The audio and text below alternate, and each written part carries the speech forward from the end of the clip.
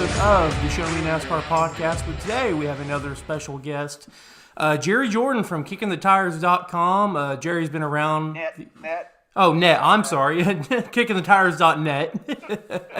Yes. Hey, it happens all the time. Oh, no, yeah. But Jerry's been around for a long time, covering the NASCAR news and whatnot. And but Jerry, hey, thanks for being on the show. Tell us a little bit about yourself and how long you've been a part of the KickingTheTires.net.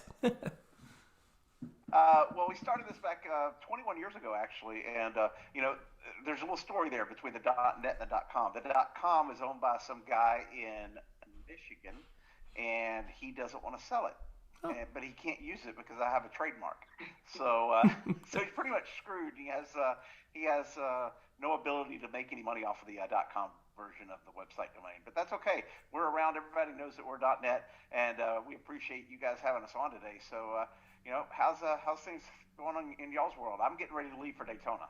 Yep, I packing my bags. I'm leaving on Thursday, flying out of Bentonville, Arkansas, and going to be down there for Daytona Thursday through, I believe I fly out on Monday, so getting prepared for that. Harry, he's going to keep the fort down here in Missouri, but yeah, a little bit different story on my end. Someone's got to watch the race on Fox, so I'll tell you how the broadcast went.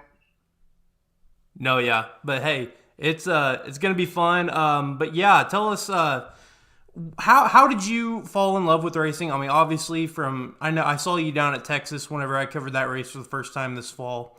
But you're one of the guys that maybe doesn't get the spotlight, maybe like Bob Pockers does or whatnot on TV, but you're one of the main guys, one of the main traveling media that goes and has a successful site and, I mean, seems to be doing pretty well for himself. So, Jerry, if you wouldn't mind telling us that background and whatnot, we'd sure appreciate it. So I was an editor of a newspaper here in town, an investigative reporter, award-winning, all kinds of stuff like that. But I got conned into going to a NASCAR race with my mom and my late sister. And they're like, come on, you want to go? And I'm like, I don't really care about racing. This is not my thing, whatever. So, but they wanted to go, and I was able to get some credentials because I was in the media at the time. And my sister was, she since passed away, but she was a photographer. And I figure, my mom was a decent photographer as well, so I'm like, I'm a writer, they're photographers, I'll credential them, they can shoot photos, and that'll put us in different parts of the track. So that's what we did, and I had them one on one end of Texas Motor Speedway, the other one on the other end of Texas Motor Speedway. It got some really good shots.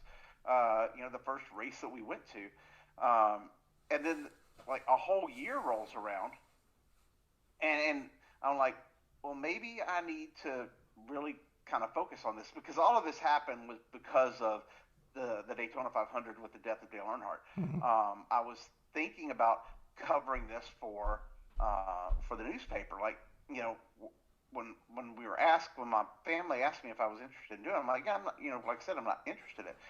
But like a lot of people really are into this sport, and as I saw that grow, like it was in April, I think, of 2021, of 2001, and that's the first race I went to. So it didn't really kick into a big thing until 2002, when I decided, I went to the paper and I said, look, we're going to do this more than just one race, two races, three races a year, and I'm going to sell a special section around it, and we're going to make some advertising. This is how you, by the way, this is how you sell your boss on covering a sport.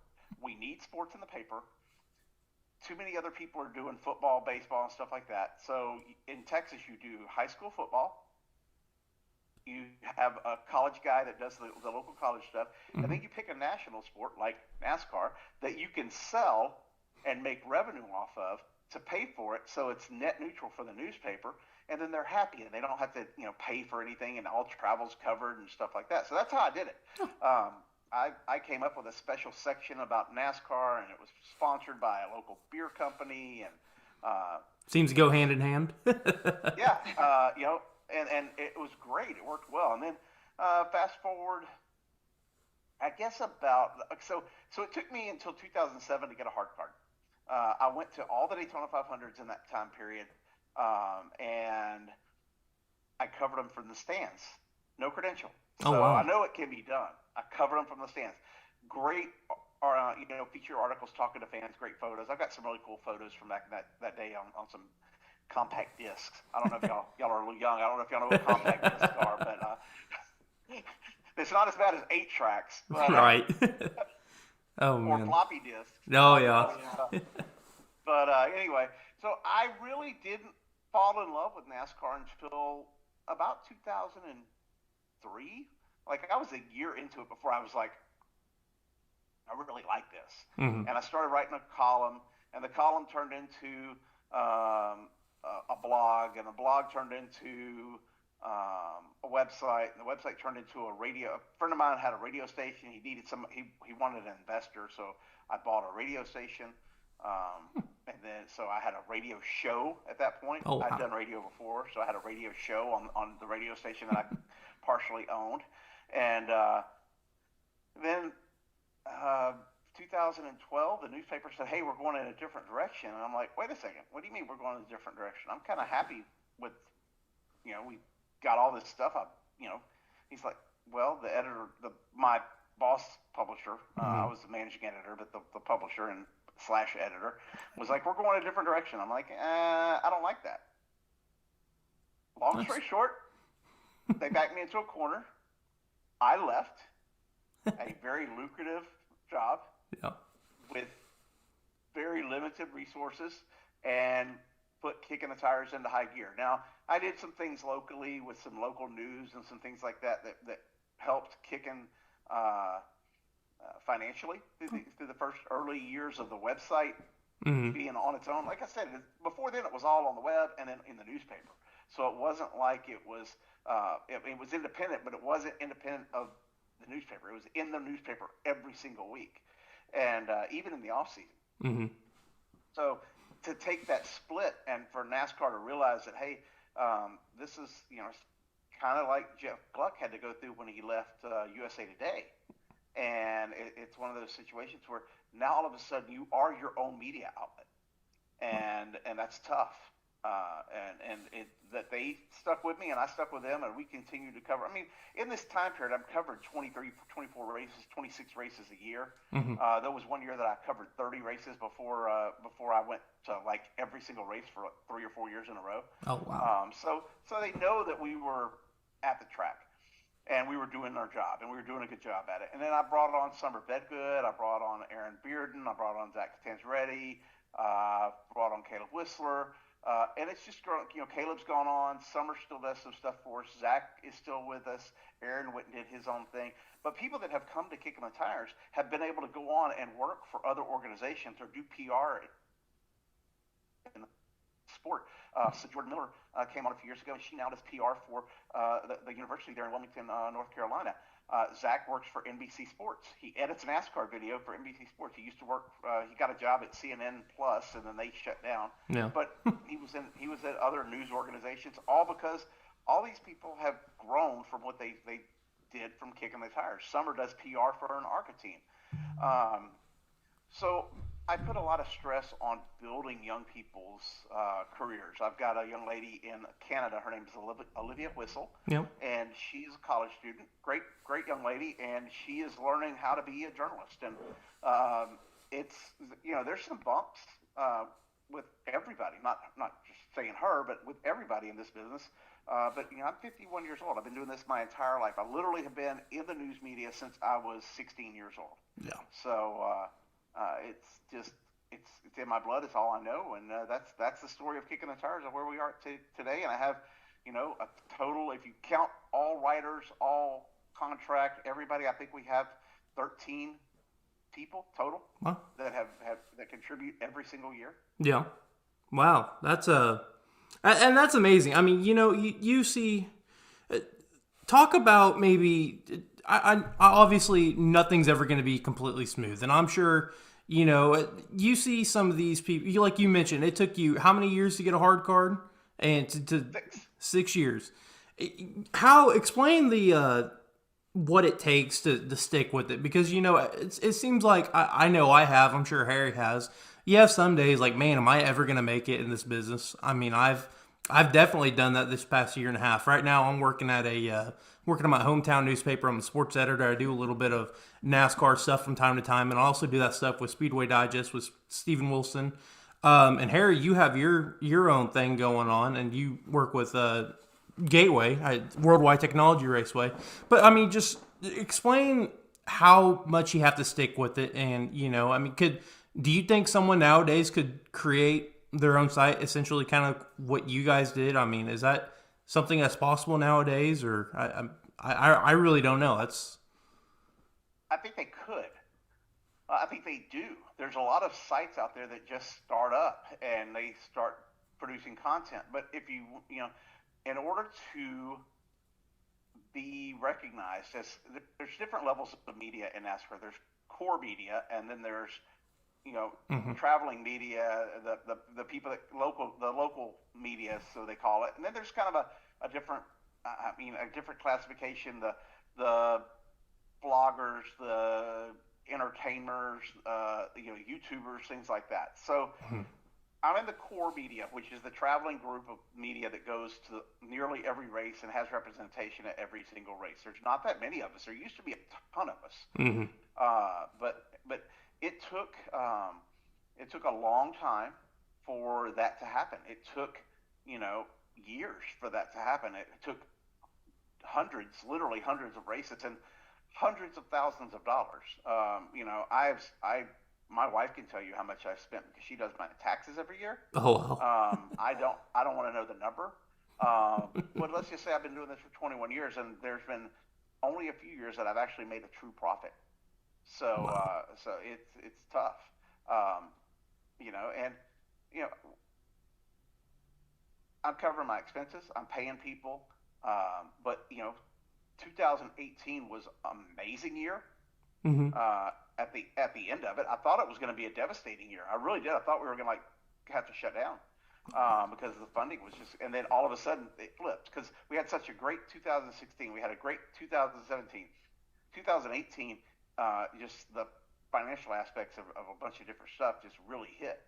And then for most people, the pandemic hurt them, and it did hurt us from an advertising standpoint, from getting revenue in.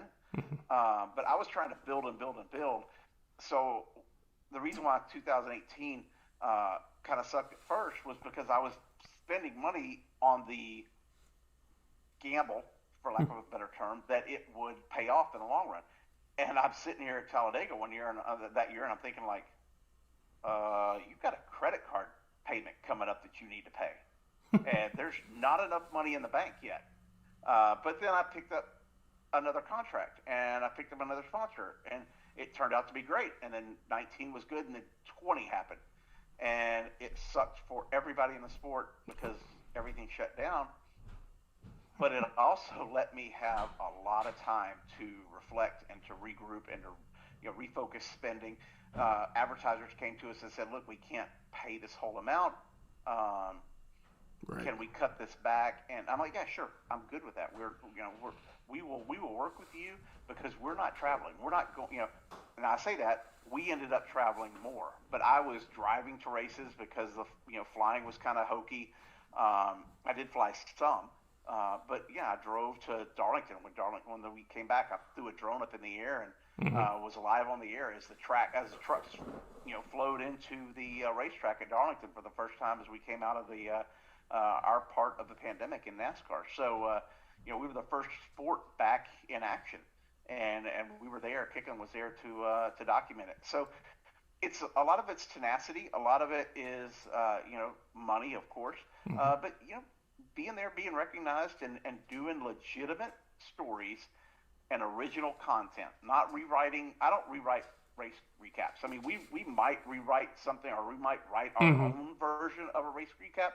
But if we're going to need a race recap, we just take the race recap that Holly Kane or Reed Spencer writes, and then we publish that on the site, and we do our own niche stories of what happened with this driver, what happened with that driver, because there's really no reason to rehash what those guys have already done. Just find the storyline in the race and write about it, and that's what we do. You don't come to me for an analytical story on setups and track bar adjustments. I have no idea. Okay, I truly I don't. I'm not that mechanically inclined. However, if you want to know about the Mexican law and Kyle Busch carrying a gun into Cancun, at the Cancun airport, I'm your guy. That's what I'm good at. Right. And glad he's back in the in the States and safe, and bet he won't ever do that again. No, but that's no, he won't. That's where I'm good at, and that's those type of stories. The electric car story last year. Yes. That's a huge story that we broke, that I worked my butt off on getting out there ahead of everybody. It's hard to beat Bob to a story. You know why? Because TV knows everything ahead of time 90% of the time. Mm-hmm. So it's hard to beat them to stuff, and we did. And and if you can't beat someone, okay, this goes for you, Harry, for you, Caleb. Either way, if you can't beat it, do it better. Yeah. Find a different angle. I teased a story. I don't know when this is going to air, but I teased a story with Bernard Pollard last night because he was, he gave me a tip on Alex Bowman, but he also gave us a great, story on his, Philadelphia Eagles pick for the Super Bowl, and they lost, and he was happy they lost because he was a Kansas City Chief, but he thought they would outplay them, and they probably did, but. Either way, now I have an Alex Bowman story that no one even knows about, and they're talking about it on social. And, what's this story? Well, we'll tell you. Yeah. We're going to tell you this week is when I talk to Alex on Wednesday. And it's going to be funny. I'm not going to start it off funny, but it's going to be funny. Right. Man, that's really cool. Original content. Yeah, no, and that's one of the things that not only Stephen Wilson from Speedway Digest, but also my bosses here at the newspaper in town is something like don't be telling information that everybody already knows. Go at a different angle and whatnot. Get your own perspective of it and try to figure out something that nobody else has. But we're getting ready to kick off the new season. Daytona's coming up. You were already at the Busch Light Clash at the Coliseum. Tell us a little bit about that. I mean, I know me and Harry, we did our own. We covered that over on our episode, but actually experiencing it, I'm sure is a whole different deal than watching it on TV. I was there last year, so this year was the luster was a little bit, less than it was last year, because I walked in last year and I was down on the track, and I was there for the lead up. I got there like on a Tuesday night, came in Wednesday morning bright and early, and then Thursday and Friday, and by the time we got to the race, it was, I knew every inch of the LA Coliseum. I found out all the secrets. By the way, if you ever go to the LA Coliseum, do not walk around the outside. Go through the tunnel, go into the inside, and walk around the inside, because that is a shorter distance than walking around the outside. And you might not think that that's a big deal, but if you do it like 16 times in a day, you probably saved yourself about 4 miles of walking. So I learned a few things like that. And you also use the service elevator because it goes, even though you have to wait for it sometimes, you typically get to where you're going. Once you're on it, you're going to go because they have an elevator attendant. So those are inside baseball tips for NASCAR media as if they go out there for next year when we have it. But it was really kind of a moving event last year to see us build a freaking racetrack in the middle of a football field. Mm-hmm. And I was stunned, and they did it again this year, and it was no less stunning to me. And then to have the concerts and everything that they had, it really was cool. I'm sitting over there, and you got Wiz Khalifa. I'm not a great big Wiz Khalifa fan, and Cypress Hill. I was actually down there when on the red carpet when they were doing their thing. Mm-hmm. I only do a couple of their songs. I'm from Texas. I'm 51. Big old country music fan, probably. I like all genres of music, but more country than not. Hey, I'm the same way. So it was fun. I enjoyed it. I recognized some stuff, and the beat is there. So that's. But what was really cool? All of those college kids that were having a blast, and wow. I mean, we just converted a crap load of college kids to like racing because of that event, and that's good for the future of the sport. I have a marketing company on the side, And Kickin Marketing and Consulting is my marketing. That's where I'm at. It's right now. It's in my offices, and I own that. And I look at for what I do for my clients is to get younger people more involved. And NASCAR is doing everything right in getting younger people involved. The old people are griping and complaining like old people do. That's what old people like me do. But we want your age group in the sport, whether and we're still going to be here. The old people, you guys, they're not going anywhere. They'll say we're not watching again, but you know what? When NASCAR comes on this Sunday, they're going to be in front of the TV watching Fox and cheering for whoever, Denny Hamlin or Joey Logano or Kyle Busch or they're old, so probably Kevin Harvick. Oh man! But that's just how this works. Right. It's speaking to Daytona, we got that coming up. Harry, me and you, we both been looking forward to it as well as Jerry. What's some of your biggest predictions that you think is going to happen at Daytona? I know we got qualifying on Wednesday, no practice and whatnot going to be with that. Then the duels on Thursday, trucks on Friday, and so on and so forth. So what are you thinking? Is there anything that's going to be different from last year? Do you think they're going to be more aggressive? What are you thinking? Yeah, I'm kind of interested because I think the no practice before qualifying. I'm not sure how much of a factor that'll play in because I'm not sure how much the teams put into qualifying. Just because unless you're one of the top two guys, you're going to have to race in the duel anyway. So you might as well have your car good for that. We've seen Hendrick dominate the qualifying. I don't see that being any different. It'll be interesting to see if Bowman gets on, his sixth straight front row for the fifth or sixth or something like that. I think it is. But, the biggest thing I'm looking to is Ford's dominated Daytona the past couple of years. They've taken the last two races, but looking at the super speedway, Chevy was really coming on strong after Daytona. I think they won the other 5 super speedway races, including Atlanta. I think that they got strength in numbers. They haven't won this race since I think it was 2018 with Austin Dillon.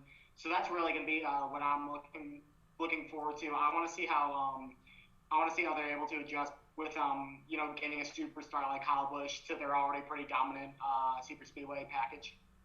What about you, Jerry? I'm going to throw out a few things. I think Toyota's going to be on the pole. I think it would not surprise me to see Kyle Busch get a win. And I am really interested to see how this Noah Gragson, Ty Gibbs dynamic plays out for the Rookie of the Year. I never really give much thought to the Rookie of the Year stuff, but the fact that Noah and Ty don't like each other, I love that. Yes. Okay? Yes. I really do, because I am tired of, oh yeah, we went and had tea after the race and some crumpets. But it's not quite that bad. But I swear, it's like, look, I want rivalries. I want people pissed off like Bubba Wallace. Right. So it's gonna be it's gonna be interesting. It's gonna be fun. I like it when Kyle Busch gets fiery. I like it when Kevin Harvick's upset. That's what this sport needs, and we need more of it. Now I will say this: I am curious if Jimmy Johnson. I don't think he has any. I mean, does he have a fallback? Can he not make the race? Is that a possibility? Oh, I definitely think so. I mean, we got. How crazy would that be? Oh, it'd be. I'm curious if is there not a champions provisional anymore, because that was always the big fallback on. But nope. Yeah, I guess if they got rid of that, then yeah, it'll be tough to see. Would that be something though if Jimmy Johnson misses the race and a guy like Travis Pastrana races his way in? Can you imagine the storylines after that? Oh my goodness! I can.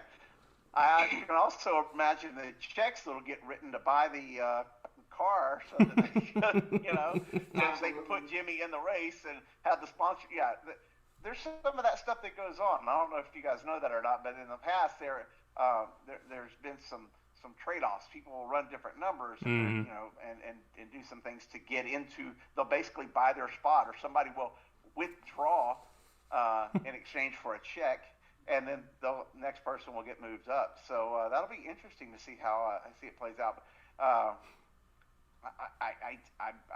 I'm anticipating to see what the cars do in qualifying, but I'm really anticipating to see what they do in the duels. That's going to be the telltale. I want to see after a year of notes and everything else, what do these cars do, and what also the changes. What changes do they make in the off season, and how's that going to affect some of the dynamic during the race? Right. And, this is going to be the final episode before the Daytona 500. So since we got Jerry here, I'd like to see what your guys' picks are. I guess I'll go first. Just looking back at last year's race, like you said, Harry, past years have been dominated by Ford. Austin Cindric getting the win last year. I don't know if rookies, I doubt it. Either Ty Gibbs or Noah Gregson's going to win this year. I think it's going to go to a veteran. I think he's going to go out on top on his farewell season. Give me Kevin Harvick go. Final Daytona 500 win.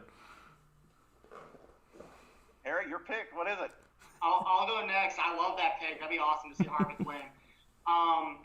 The past couple of years we've gotten some oddball winners. No one saw Michael McDowell winning in his 300-something start. No one saw Austin Cindric winning in about his 7th start. I think we're bound to be back more towards the middle. I think Chevy's gonna win it. Like I said earlier, I think they got strength in numbers. I'm looking at guys that run well at the super speedways and seem to get off to hot starts. And one guy's got to win early on the past 2 seasons, and he's pretty good at super speedways. I'm going to take William Byron to get the win. Ooh. That's a good pick. I like William Byron. He's a great person, just in general. But I already said that Toyota was going to win this race on Sunday, and I'm going to go with someone who's got a lot of experience getting there at the end. That's Denny Hamlin. So, man, going for the 4th one, man, I like that. That's right. Man, that's right. Well, not a whole lot of news came out this week, so that's why I think this is going to be a little bit of a shorter episode. But this is not going to be my first time going to Daytona. It is for media stuff. So, Jerry, is there any secrets I need to know about covering a race at Daytona? Anything? Keep your head on a swivel. The cars will run over you. They come through the garage really, really quiet. And I've been almost hit. So it can happen. There was a fan that got hit one time. It was their fault. So yeah, you gotta think about that because cars are coming off the track and those guys don't care where you're at. They've got a job to do. And also just kind of stop and take a break. And if you're look at what it all is when you're walking through the garage and you're down there. Think about all the people that have been there. Okay, wow. We're in the 63rd running of the Daytona 500, I believe. So think about 63 years, the 75th anniversary of NASCAR as a whole, and formalized stock car racing. We used to race on the beach. Go down to the beach. Go down to the Turn 1 Cafe, and kind of just look through the photos. See if you can get them to give you a tour of the archives at Daytona. It may not happen because it's so close to race time, but if you get a chance to come back, do that as well. So there's so many things, and pay attention to the photos on the wall in the media center and the press box, because you're going to see things that other fans don't get to see.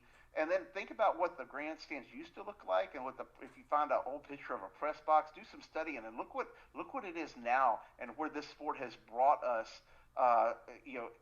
Daytona is an amazing, amazing stadium, which, we're racing in a stadium just like we did a couple of weeks ago.